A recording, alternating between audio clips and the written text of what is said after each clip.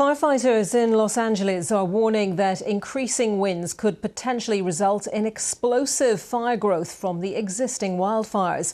The mayor of Los Angeles, Karen Bass, said they were preparing for any eventuality. At least 24 people are known to have died and more than 20 are missing. Some fires continue to burn out of control. Emma Vardy reports. The debris still smoulders.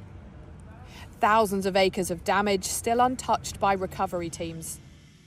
Today, roadblocks and patrols by the National Guard have visibly increased. There have now been more than 60 arrests in evacuated areas, mainly for looting and burglary. The criminals have decided that this is an opportunity, and I'm here to tell you that this is not an opportunity. You will be arrested, you will be prosecuted, and you will be punished to the full extent of the law. Some have lost more than possessions. One of the victims of the Palisades fire was 32-year-old Rory Sykes, a child actor from the 90s British TV show Kiddie Capers.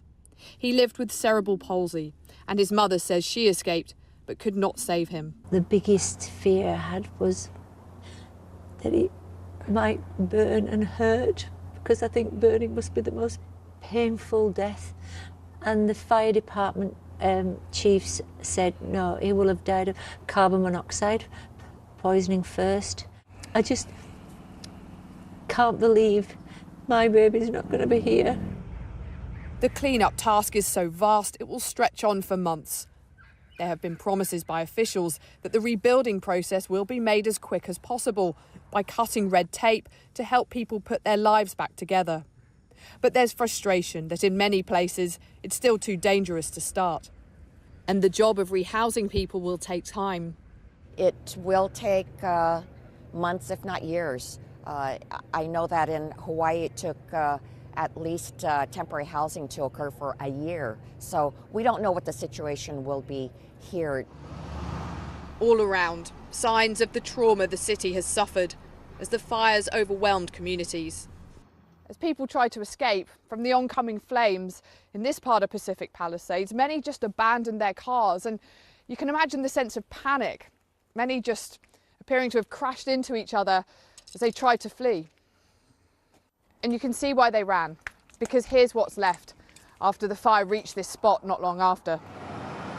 23 people are still missing, and many addresses are still to be searched for human remains.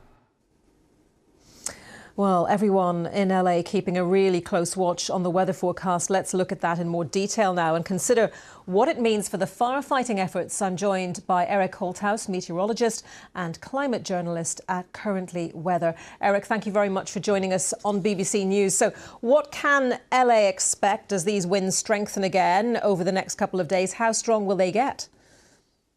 Yeah, so thankfully the winds won't be quite as strong as last week, but in Ventura County, which is a little bit north of Los Angeles, the winds might be a little bit stronger this time around. But in the areas where the fires are still burning, it won't be quite as bad as we saw last week.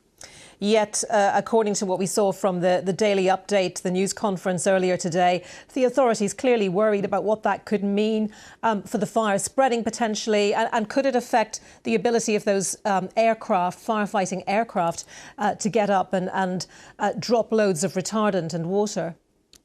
Yeah, absolutely. I mean, like, I should definitely say that last week was one of the strongest windstorms ever recorded in the Los Angeles area. So being not quite as bad as that is still pretty bad. I mean, in the exact words from the National Weather Service were, this is about as bad as it gets. So yeah, I think that the winds will be strong enough to keep some firefighting aircraft on the ground, unfortunately, and we'll continue to see no rainfall in the forecast looking out. So all these warm winds are just going to further dry the vegetation out for any spark that might happen to be in the wrong place at the wrong time. A combination of factors that really isn't good then for the firefighting efforts. I mean, beyond this next phase, Eric, of strengthening winds, is there any relief in sight for LA? Will the conditions become calmer at all?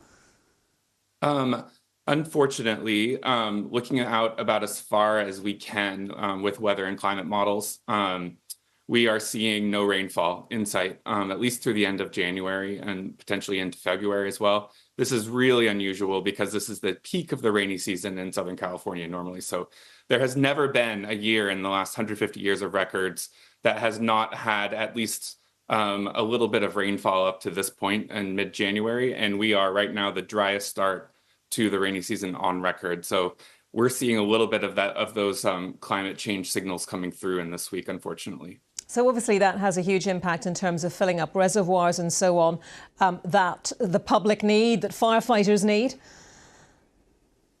Yeah, I mean, I think that in this case, the amount of water that is available for firefighters is there. I mean, if needed be, they can use the scoops from the Pacific Ocean to drop water. But I think it's more about the actual vegetation, the landscape, the trees and brush that are just drying out with this very dry air, making it almost like matchstick kindling to burn.